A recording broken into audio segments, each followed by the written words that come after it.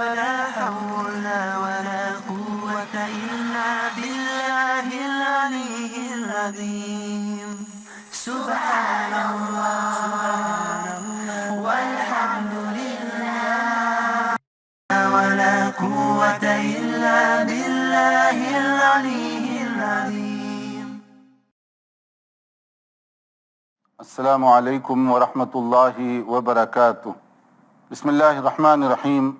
الحمد للہ رب العالمین والصلاة والسلام علی رسولہ الکریم وعلی آلہ وصحبہ اجمعین ومن تبعہ بإحسان الی یوم الدین. اما بعد. محترم بھائیوں اور بہنوں، آج ہم دعا کے حوالے سے کچھ گزارشات کرنا پسند کریں گے. دعا یہ کیا ہے؟ دعا یہ دراصل عبادات کا نچوڑ ہے. دعا مومن کا ہتھیار ہے. دعا رنج و غم اور پریشانیوں کا علاج ہے.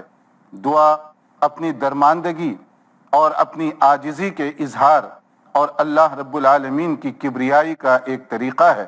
دعا یہ اللہ کے انبیاء کرام اور اللہ کے نیک جو بندے ہیں ان کا یہ بہت ہی پسندیدہ عمل رہا ہے. دعا کیسے کی جائے، کس سے کی جائے، کب کی جائے اور دعا کی کیا شرائط ہیں، اس کے بارے میں ہم کچھ گزارشات اس وقت کرنا چاہیں گے. دعا یعنی سپلیکیشن، پرے، مانگنا، کسی کے سامنے عجز و انکساری کا اظہار کرنا، اسے کہتے ہیں دعا. اب ہم کس سے مانگیں، کیسے مانگیں؟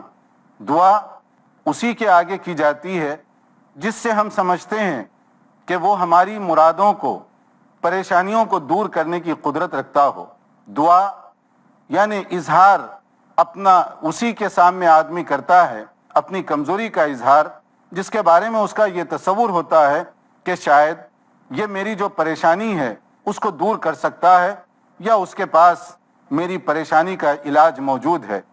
تو کون ہے وہ جو ہماری پریشانیوں کو دور کر سکتا ہے؟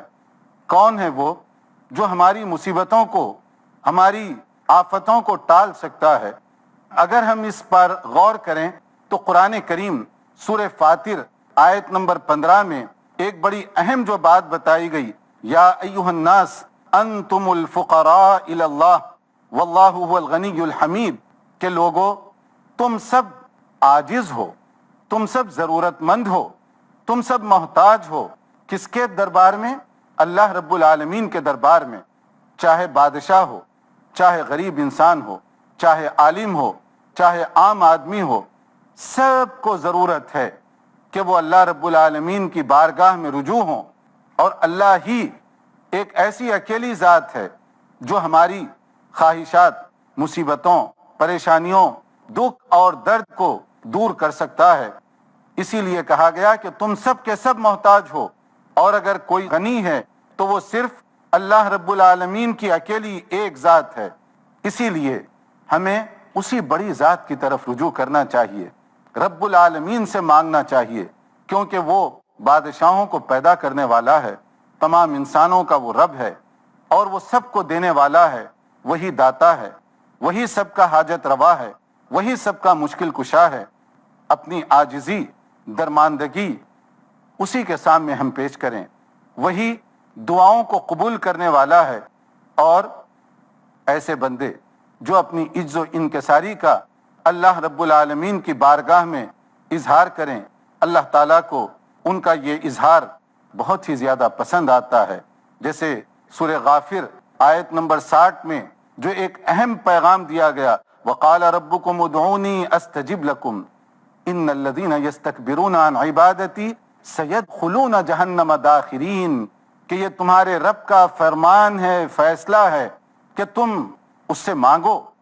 اور جو بندے نہیں مانگتے وہ متکبر ہیں، اور اللہ تعالیٰ ایسے گھمنڈی اور مغرور بندوں کو رسوا کر کے جہنم میں داخل فرمائیں گے.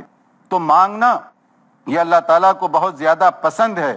ہمیں چاہیے کہ اللہ تعالیٰ کی اس آفر سے فائدہ اٹھائیں.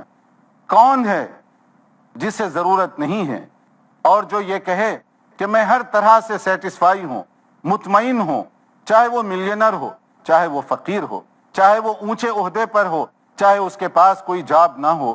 ہر ایک کو ضرورت ہے کہ وہ اللہ تعالیٰ کی اس آفر سے فائدہ اٹھائے اور اللہ تعالیٰ سے مانگے، کیونکہ وہی دینے والا ہے۔ اس انسانی زندگی کا سب سے جو کریم طبقہ ہے، سلیکٹڈ لوگ، انتہائی چنندہ لوگ، وہ کون ہیں؟ وہ انبیاء کرام علیہم السلام ہیں۔ انبیاء کرام سے بڑھ کر کوئی مقدس نہیں۔ مگر آپ دیکھیے، انبیاء کرام بھی تو آخر اللہ تعالیٰ سے مانگتے رہے، بلکہ زیادہ مانگتے رہے۔ کیسے مانگتے رہے؟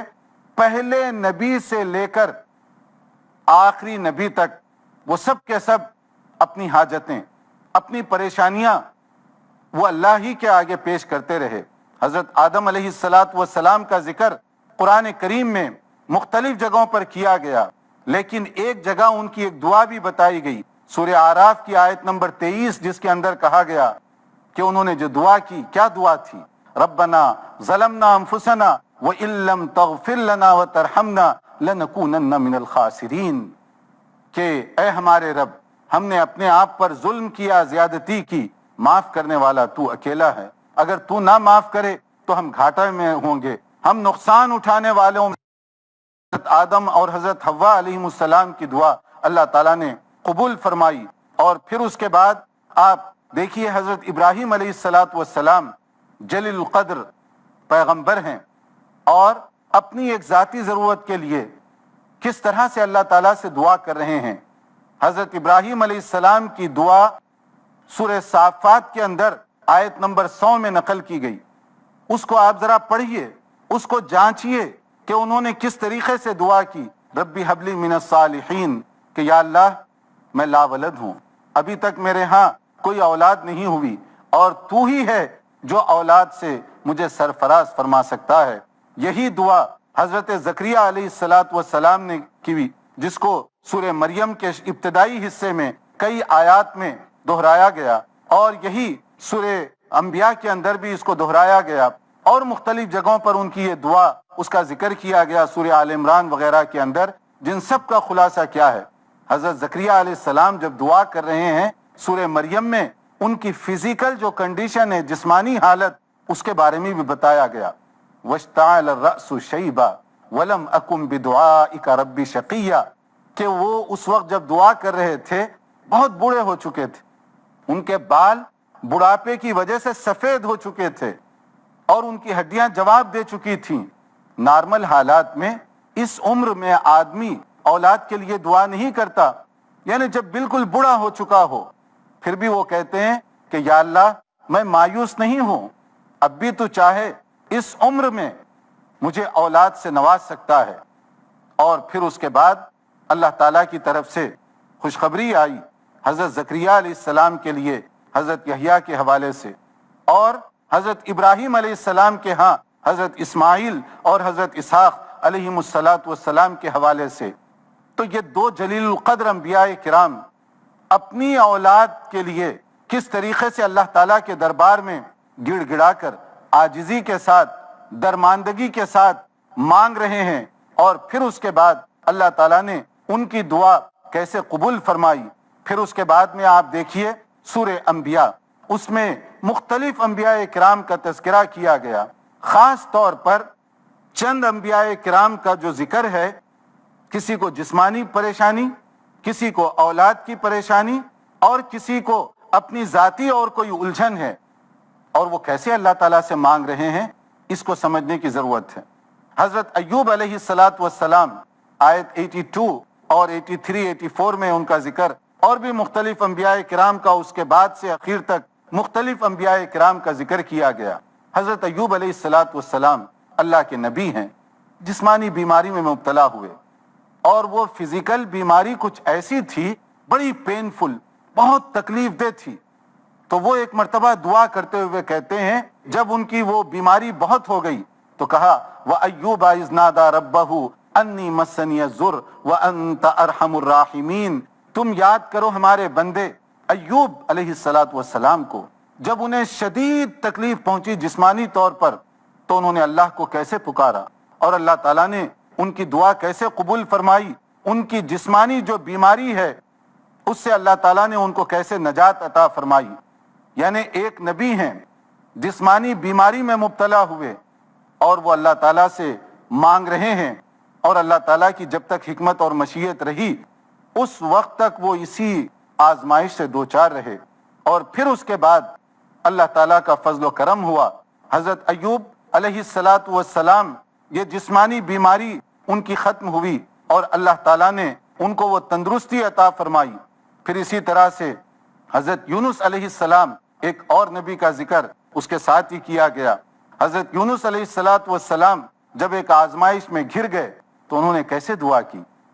فنادى في الظلمات لا الہ الا انت سبحانک انی کنت من الظالمین، کہ یاد کرو ہمارے بندے یونس علیہ السلام کو کہ جب شدید تکلیف پہنچی، کب؟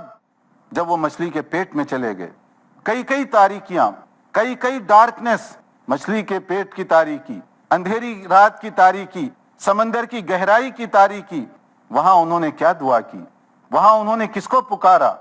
وہ تاریکیوں کے اندر اللہ رب العالمین سے لو لگائے ہوئے تھے، اللہ تعالیٰ سے پکار رہے ہیں، اللہ تعالیٰ سے فریاد کر رہے ہیں کہ یا اللہ میں اتنی مصیبت میں ہوں، میں اتنی پریشانی میں ہوں، اور تو یہ سارے حالات کو جانتا ہے، تو ان ساری چیزوں کو دیکھ رہا ہے، میں نے اپنے آپ پر ظلم کیا، میں نے اپنے آپ پر زیادتی کی۔ یہاں آپ رکیے ایک منٹ کے لیے۔ یہ جو چند انبیاء کرام کی بات آپ کے سامنے رکھی گئی، یہ کوئی مولوی اور ملا کی بات نہیں، یہ پیر اور فقیر کی بات نہیں، یہ اسکالر اور شیخ کی بات میں نہیں کر رہا ہوں، یہ انبیاء کرام کی بات کی جا رہی ہے۔ اور یہ انبیاء کرام مختلف پریشانیوں کے حوالے سے، بچوں کے حوالے سے، جسمانی بیماری کے حوالے سے اور مختلف پریشانیوں کے حوالے سے کس کو پکار رہے ہیں، کیسے پکار رہے ہیں؟ یہ تمام انبیاء کرام انہوں نے دعا کی اللہ تعالیٰ سے، پکارا اللہ تعالیٰ کو، اور اللہ تعالیٰ نے ان کی مرادوں کو کیسے پوری فرمایا، کس طریقے سے ان کی پریشانیاں دور ہوئیں۔ حضرت ابراہیم علیہ السلام کو اولاد سے نوازا گیا، حضرت زکریا علیہ السلام کو لڑکا ملا، حضرت ایوب علیہ السلام کی جسمانی بیماری دور ہو گئی، حضرت یونس علیہ السلام مچھلی کے پیٹ سے صحیح سالم باہر نکل آئے، اور پھر کنارے پر اللہ تعالیٰ نے ان کے کھانے کا جیسے انتظام فرما دیا، تو اللہ تعالیٰ نے ان سب کی دعا قبول فرمائی، اور اللہ تعالیٰ کے فضل و کرم سے ان کی جو پریشانیاں ہیں وہ دور ہوئیں۔ یہاں پر ہم ایک وقفہ لیں گے اور اس کے بعد آپ کو بتائیں گے کہ دعا کیسے قبول ہوتی ہے، دعا کے کیا شرائط ہیں، اور دعا کیسے کی جانی چاہیے۔ دیکھتے رہیے پروگرام، تھوڑی دیر انتظار کیجیے۔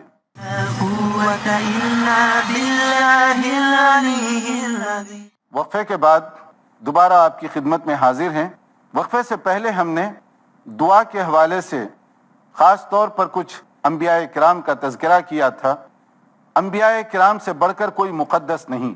انبیاء کرام کا ذکر اس لیے کیا جا رہا ہے تاکہ سورہ انبیاء کو ایک مرتبہ پھر آپ پڑھیے، اور یہ جو بڑے بڑے نبی ہیں، حضرت ابراہیم، حضرت ایوب، حضرت یونس، حضرت اسماعیل، حضرت یحییٰ علیہم السلام، اپنی جسمانی بیماری، اپنی گھریلو بیماری اور اپنی الجھن وہ خود سے دور نہیں کر سکے جب تک کہ اللہ تعالیٰ کی طرف سے فیصلہ اور اس کی مشیت شامل نہ ہوئی۔ جب اللہ نے چاہا ان کی یہ پریشانی دور ہوئی۔ اس سے معلوم کیا ہوا؟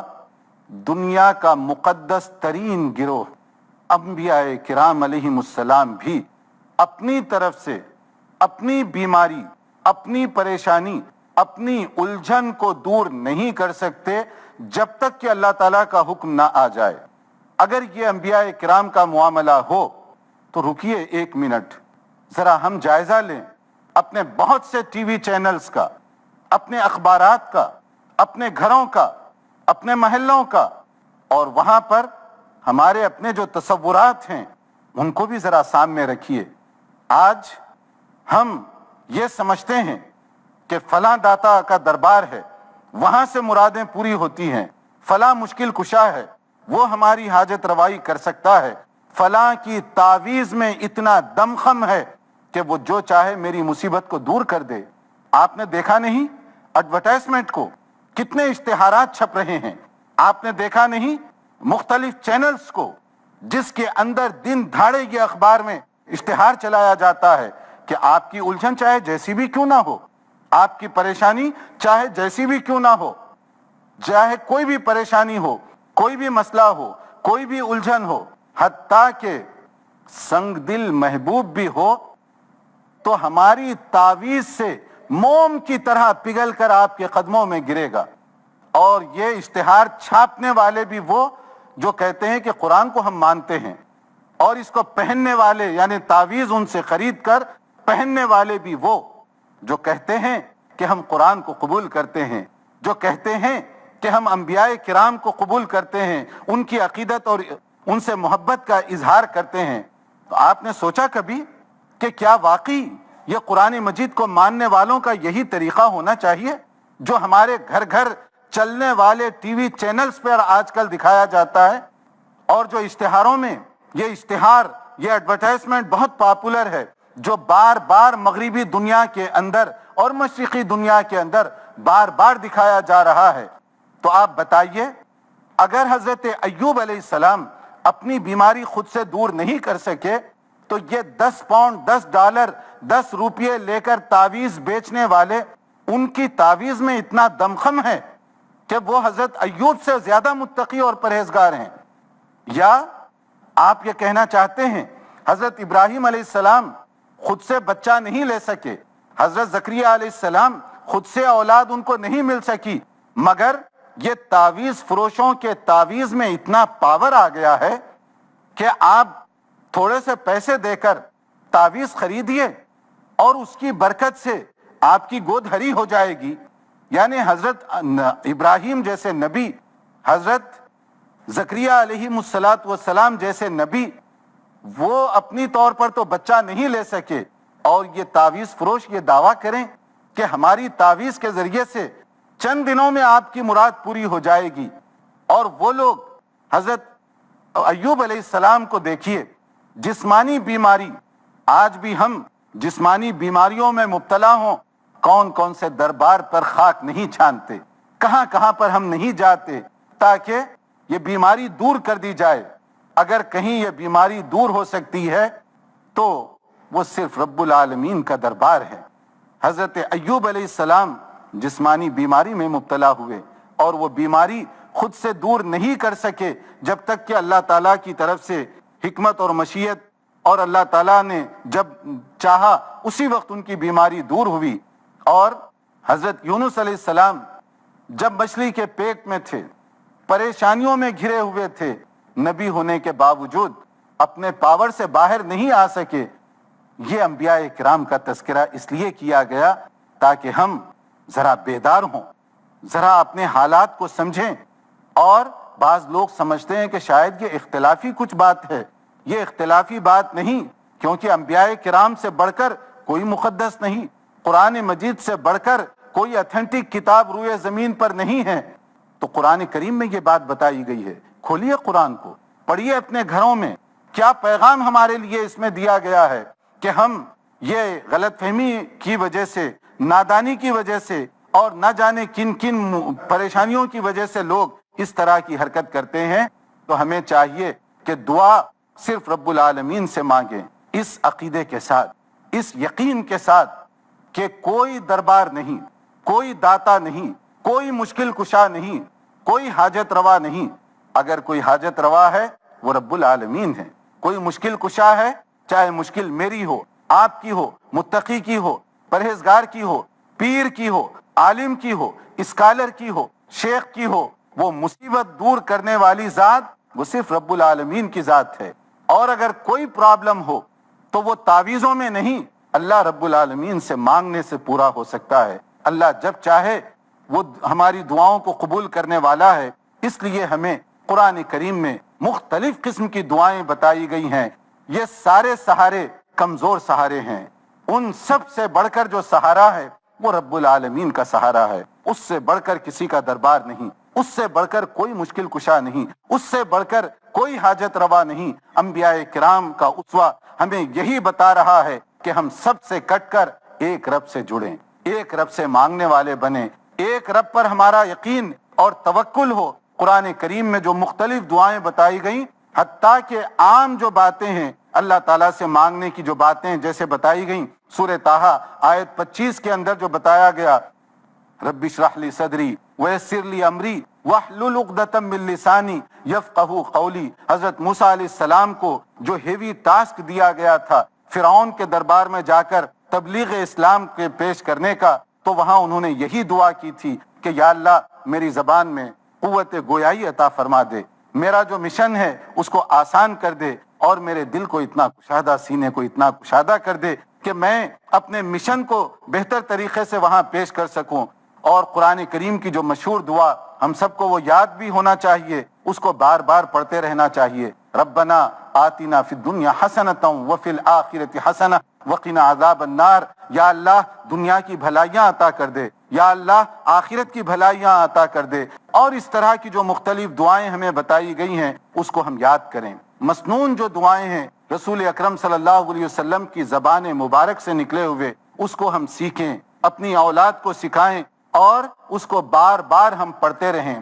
اگر ہماری روزی حرام کی ہوگی ہماری عبادت بے جان ہو جائے گی، ہماری دعاؤں میں تاثیر ختم ہو جائے گی، حتیٰ کہ وہ حج کرنے کے لیے جائے گا، جب لبیک کہے گا تو اس کے لیے کہا جائے گا لا لبیک ولا سعدیک، تمہارے لیے تمہارا آنا کوئی خوشبختی کی علامت نہیں، تمہاری حاضری کو رد کر دیا جاتا ہے۔ یعنی ایسے آدمی کا صدقہ قبول نہیں، ایسے آدمی کی قربانی قبول نہیں، ایسے آدمی کا حج قبول نہیں جو حرام کے ذریعے سے یہ کر رہا ہو۔ تو یہ ساری عبادات کی گویا کہ جان ہے کہ ہماری جو روزی ہے، وہ ہمارے جو ذرائع آمدنی ہے وہ حلال کے ہونے چاہیے۔ اور اسی طرح سے ایک جو بڑی اہم گزارش ہے وہ یہ کہ ہم اللہ رب العالمین سے اپنے رشتے کو مضبوط کریں، اسی سے مانگیں، اسی سے اپنے تعلق کو زیادہ سے زیادہ استوار کریں۔ اور اللہ تعالیٰ کی یہ آفر ہے، جیسے سورہ بقرہ کے اندر کہا گیا وَإِذَا سَأَلَكَ عِبَادِي عَنِّي فَإِنِّي قَرِيبٌ، کہ بندے جب میرے متعلق کہتے ہیں، پوچھتے ہیں، تو اے نبی صلی اللہ علیہ وسلم آپ انہیں بتا دیجئے کہ میں تمہارے بہت قریب ہوں۔ تو کیا کرتا ہوں؟ جب بھی دعا کرنے والا مجھ سے کوئی مانگتا ہے تو میں ان کی دعاؤں کو قبول کرتا ہوں۔ تو لوگوں کو چاہیے کہ وہ میری اس آفر سے فائدہ اٹھائیں، مجھ پر یقین رکھیں اور اس کے مطابق مجھ سے مانگیں۔ تو یہ اللہ تعالیٰ کی طرف سے آفر ہے کہ کوئی بھی پریشانی ہو اسی کی طرف ہم رجوع کریں، اسی سے مانگیں۔ وہ سب کا رب ہے، وہ رب العالمین ہے، وہ ہر ایک کی سنتا ہے۔ یہاں کسی کی سفارش کی ضرورت نہیں، یہاں کسی واسطے وسیلے کی ضرورت نہیں ہے، وہ سب کی دعاؤں کو سننے والا ہے۔ یہ اس کی طرف سے آفر کی جا رہی ہے، ہمیں چاہیے کہ اس آفر سے فائدہ اٹھائیں۔ اللہ نے فرمایا اجیب دعوت الداعی اذا دعانی فلیستجیبوا لی ولیؤمنوا بی لعلہم یرشدون، کہ میں جب بھی کوئی دعا کرے تو میں ان کی دعاؤں کو قبول کرتا ہوں۔ لوگوں کو چاہیے کہ وہ مانگے مجھ سے اور میں ان کی دعاؤں کو قبول کرنے کے لیے تیار ہوں۔ تو رب العالمین کی اس آفر سے ہمیں فائدہ اٹھانا چاہیے۔ اللہ تعالی ہمیں اس قابل بنائے کہ ہماری دعاؤں میں تاثیر پیدا ہو سکے، اور اللہ تعالی ہمیں صرف اسی سے مانگنے اور اسی پر توکل کرنے کی سعادت عطا فرمائے۔ وآخر دعوانا ان الحمد للہ رب العالمین، والسلام علیکم ورحمۃ اللہ وبرکاتہ۔ سبحان اللہ والحمد للہ ولا الہ الا اللہ واللہ اکبر ولا حول ولا قوة إلا بالله العلي العظيم۔ سبحان الله